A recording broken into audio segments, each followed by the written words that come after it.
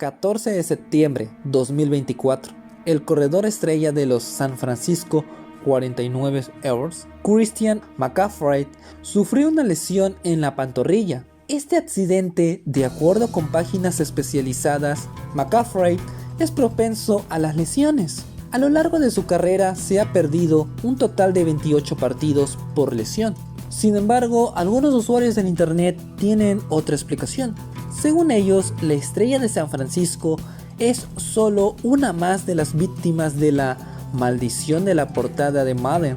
Esta maldición consiste en que el jugador que aparece en la portada del popular videojuego anual de la NFL está destinado a sufrir una baja en su rendimiento o una lesión. Aunque en las últimas temporadas la maldición no se había hecho presente, esta regresó después de que McCaffrey fuera elegido como la imagen de la edición de Madden 2024. A pesar de que EA Sports, desarrolladora detrás de la saga deportiva, ha negado la existencia de la maldición, varios atletas han experimentado caídas en su nivel de juego o lesiones graves. Para entender mejor esta maldición, hagamos un viaje en el tiempo para conocer a esas víctimas de este fenómeno. En el año 1999, Dorsey Levers fue seleccionado para ser la imagen del nuevo Madden. Durante esa temporada, el corredor tuvo una excelente campaña. Corrió para más de 1000 yardas con los Green Bay Packers. No obstante, luego de aparecer en la portada, la mala suerte le llegó. Al año siguiente solo pudo correr para 200 yardas. Su carrera se vino abajo y tuvo que retirarse en el 2004. En el año 2001, el corredor de los Titanes de Tennessee, Eddie George, fue elegido para aparecer en la portada de la nueva edición de Madden. En ese entonces, George era la estrella del equipo, pero después de haber aparecido en la portada, tuvo una lesión que lo dejó fuera de toda la temporada y no pudo ayudar a su equipo en la postemporada. Ya en 2002, fue el turno del mariscal de campo Daunte Culpepper de Minnesota. Y sí, como se podrían estar imaginando, después de aparecer en la portada y al momento de iniciar la temporada correspondiente, se lesionó la rodilla. En 2003 vino la siguiente víctima. Marshall Faulk, en aquel entonces corredor de los Rams, fue el encargado de salir en la portada de ese año. Alcanzó mucha popularidad y era uno de los mejores. Sin embargo, nuevamente la maldición de las portadas Madden hizo de las suyas. Faulk se lesionó el tobillo y no volvió a correr 1000 yardas en una temporada. El siguiente en la lista fue Michael Beach, una de las revelaciones de la temporada 2004. Destacó con los Halcones de Atlanta y demostró ser uno de los mejores prospectos de QBs. Sin embargo, después de aparecer en la portada de Madden de ese año, las consecuencias aterradoras se hicieron presentes. Vic se fracturó el peroné en la pretemporada y le tomó más de 4 meses volver al campo. Para el 2005, el linebacker de los Cuervos de Baltimore, Wright Lewis, apareció en la portada. En ese mismo año se fracturó la muñeca, pero la cosa no quedó ahí. La maldición Madden lo persiguió hasta el 2006, cuando se lastimó en la semana 7 y quedó fuera del resto de la campaña. En el año 2006, Donovan McNabb fue el siguiente en sufrir las consecuencias de salir en la portada de Madden, ya que en la temporada de ese año, durante el primer juego, recibió un golpe que le provocó una hernia y al año siguiente se rompió la rodilla. En el año 2007, el corredor de Seattle, Shaun Alexander, quien apareció en la portada de Madden en ese año, se rompió el pie izquierdo y quedó fuera por 6 semanas. En 2008, el mariscal de campo de Tennessee, Vince Young, apareció en la portada de Madden y sí, curiosamente, también fue otra víctima. Young sufrió una lesión de rodilla que le dio muchos problemas y perdió la titularidad con Kerry Collins. En 2009, Brett Favre también caería víctima de la maldición.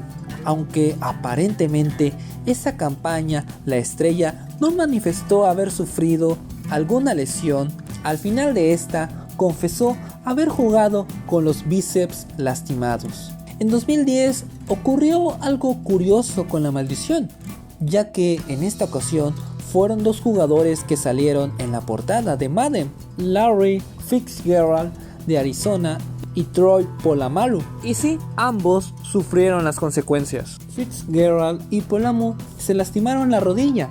En 2012, Peyton Hills fue el elegido para hacer la portada del videojuego, y como era de esperarse, también padeció la famosa maldición. Prometía ser un corredor importante, pero una lesión en el tendón de la corva lo limitó con los Browns, y después anduvo moviéndose entre equipos hasta su retiro en 2014. Ese mismo año, un corredor llamado Adrian Peterson salió en la portada de Madden. Posteriormente, sufrió una lesión en el pie y su temporada no fue como se esperaba. En 2017, la maldición Madden volvió a manifestarse. En este caso, la víctima fue el jugador Rob Gronkowski, quien sufrió una contusión pulmonar, una lesión de espalda y tendón. Aunque popularmente se difunde de que la maldición Madden afecta a todo aquel quien aparece en la portada, la verdad es que esto no es del todo así, ya que hay algunos jugadores que no han sido víctimas de esas consecuencias tan devastadoras. Por citar un ejemplo, está el caso de Patrick Mahomes, quien apareció en la edición 2020 de Madden. Ese mismo año ganó el Super Bowl.